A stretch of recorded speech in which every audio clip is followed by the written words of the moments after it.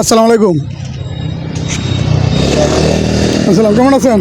দাদা স্যার, দুপুরে খাওয়া দাওয়া করছেন? জি না স্যার, টাকা পয়সা নাই স্যার, গরিব মানুষ কাম কাজ রাতে খান কই? এ স্যার যে কোনো জায়গায় স্টেশন মিশন বাইরে থাকে স্যার, কোনো কাজ কাম করেন না কা? করি যে টুকি টাকা পাইলে, আর নাইলে নাই স্যার। দেশে বাড়ি কই? রামগতি নোয়াখালী লোক। রামগতি নোয়াখালী লক্ষ্মীপুর। আপনার নাম কি? আলমগীর। আলমগীর। তো আপনার ছেলে মেয়ে আছে না? ছেলে আছে একটা। ছেলে থাকে কই? ছেলে দেশে থাকে। ছেলে দেশে থাকে। আর ইয়ে আছে না ওয়াইফ? ওয়াইফ স্যার বন্যার দেশে বাবা তুফান হয়েছে, বন্যা হয়েছে, টাকা পয়সা দেয় না, আছে স্যার, এই কার্ডে চলে আসছে। ঢাকায় আপনার ঢাকায় আছেন কতদিন ধরে? টাকা আসি না যে প্রায় এক দেড় মাস। এক দেড় মাস। তো আপনি এই এক দেড় মাস আইসেন ঢাকা, আপনি কি এই রাস্তাঘাটেই থাকেন? এই যে কোনো জায়গায় বাসা পাওয়া নাই স্যার। বাসা ভাড়া নিতে পারেন না টাকার লেগিয়া? ও আচ্ছা আচ্ছা। নোয়াখালী লক্ষ্মীপুর আপনার বাড়ি, আপনি তো এই যেরকম রাস্তাঘাটে থাকেন, এটা কি ওনারা জানে? জানে, যে কোনো জায়গায় হইতে স্যার, দোকানদারের সামনে নয়, যে কোনো একটা নিরাপদ জায়গায় হইতে, মানে নয় যে কোনো মানুষের কাছে থাকি এক জায়গায় হইতে।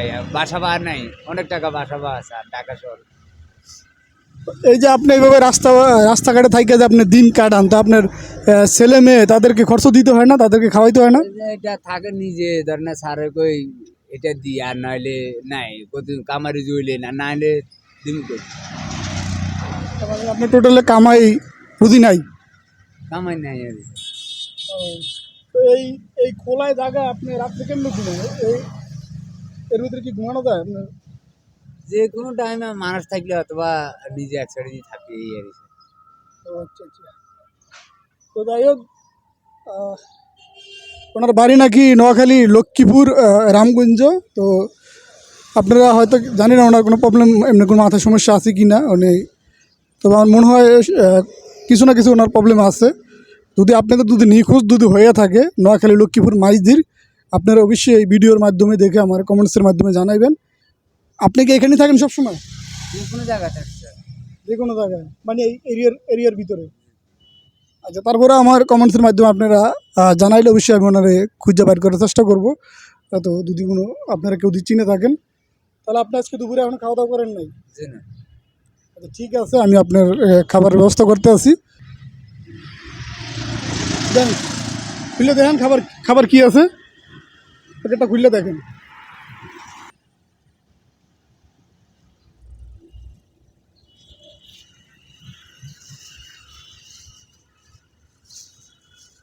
আস্তে আস্তে খুলেন, সমস্যা নেই।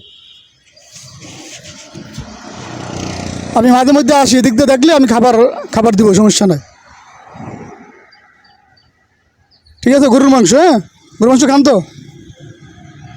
আচ্ছা ঠিক আছে, আপনি আপনার ইয়ে করে আপনি খাই নিন। তো ভালো থাকেন, ঠিক আছে, আর দোয়া করেন। আল্লাহ হাফেজ। তো আসলে এই ধরুন মানুষগুলো দেখছেন, এই যে খেয়ে না খেয়ে ওনার রাস্তাঘাটে থাকে। দেখুন ওনার বাড়ি নোয়াখালী লক্ষ্মীপুর রামগঞ্জ, উনি যেটা বললো আর কি। তো ওনার একটা ছেলে আছে, ওনার ওয়াইফ আছে, কিন্তু উনি আসলে যেটা বললো যে কাজের জন্য আসে, কোনো কাজ নাই। তো খেয়ে না খেয়ে উনি রাস্তাঘাটে আসলে ওনার জীবনযাপন করে।